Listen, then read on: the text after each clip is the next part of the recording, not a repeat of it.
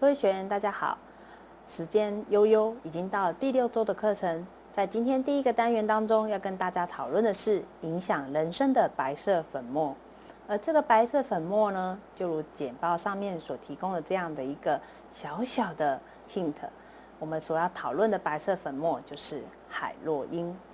这样的海洛因如何影响人生？话说，我就从这一个我喜欢的演员来跟各位学员说明。这个演员的名字叫霍夫曼，他在46岁的时候就离开了这个世生。他在他的演员生涯当中呢，曾经以一个传记的一个电影获得了奥斯卡的最佳男主角，当然也获得了多次的最佳男配角的一个提名。而他46岁为什么就这样离开了我们？原来在2014年的那个时候，在他公寓里就发现了有海洛因的许许多多的空的袋子，还有注射器等等，就可以想象这样的一个知名演员，居然已经深深的受到了海洛因的一个毒品的一个影响。此外，对于演员以外，在台湾地区又是如何呢？这个部分是我们国家透过一个统计来了解各个年龄层他们药物滥用的一个排名的一个状况。我们可以看到，在30岁以上滥用药物的一个成瘾的情形，第1名的种类就是海洛因。而海洛因为什么一直高居不下，而且常年海洛因一直是很难透过个人的一个意志力来进行一个戒断的？海洛因到底从哪里来？海洛因呢，其实是来自一个非常美丽的一个罂粟花。全球最大的一个产地呢，也就是来自于阿富汗。美丽的罂粟花居然也制造出了一个排行榜第1名成瘾的海洛因。这样罂粟花呢，是它的一个花束，而它结果的时候形成了这样的一个硕果的形态，再用刀片的方式进行一个割取，产生出来的一个白色乳汁进行收集之后，来进行发酵，才形成了生鸦片。生鸦片收集出来之后，其实它还黑黑的吼，黑黑的情况下，经过这个发酵的过程，形成了熟鸦片。这样熟鸦片呢，再提炼出来，才形成现在我们所听到的吗啡。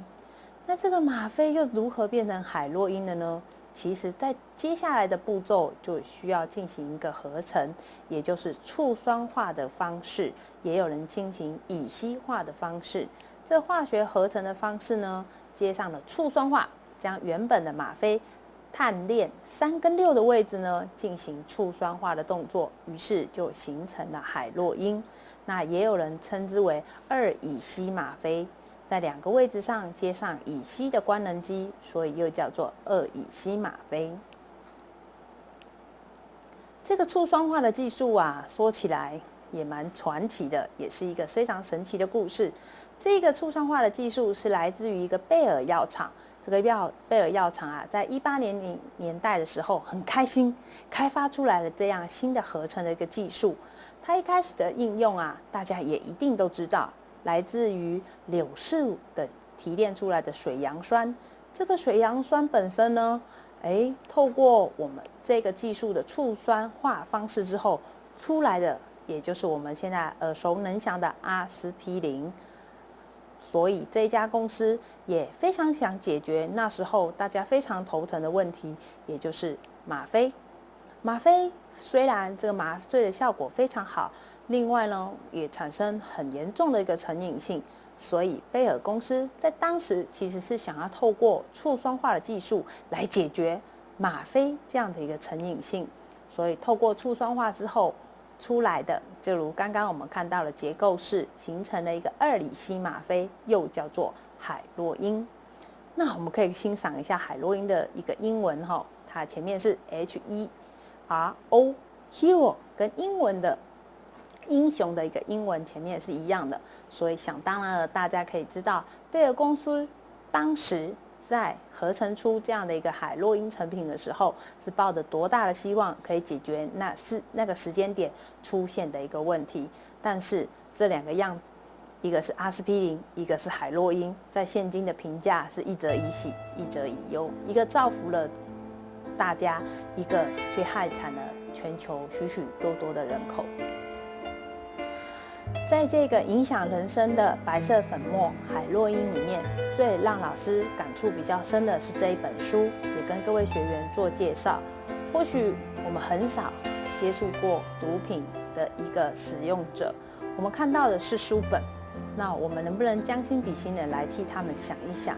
这一位严纯佐医师呢，他常年协助这些药瘾成瘾者，因此他写了一本这样的书《新鸦片战争：寻找现代的杜聪明》。他感触了我的心，希望我摘录几个书里面的片段，也与各位学员做一个分享，来了解说海洛因到底是如何影响我们的人。除了刚刚那些数字以外，我们能不能再感同身受一些？他提到，今天我们在毒品世界中看到的不是疾病，也不是贫穷，而是一篇篇人类在面对空虚及压力的一个窘境。正如我刚刚跟各位学员分享的演员，他看起来应该也没有生病，也没有很穷吧，但是他面对自己的压力以及空虚，他寻求海洛因的协助、毒品的协助，而落得在46岁的时候离开的人世。此外，许多人进入了毒品世界中，希望能够透过它来解除他的压力，却往往我们看到他陷入无法回头的路。此外呢，在几个书里面的章节，分别有一些触动老师心的话，也很想跟各位学员分享。在第54页当中，他提到毒品查获量，其实在刚刚的一些简报上面，可能对各位学员来讲都是一些统计的数字，但对严纯佐医生来讲，他提到，对我而言，不只是统计数字，而是一篇篇有血有泪、一个个家破人亡的事件，我们要如何去面对？我们可以试想，一个人吸毒，他的爸爸妈妈难道不伤心吗？他的孩子呢？所有爱他的人呢？那我们这个关怀他的社会又将如何呢？所以当我们看着一个一个的数字的时候，我们可以再把它乘以4，再乘以10，都可以了解到那是多少人的心，多少人的泪在里面。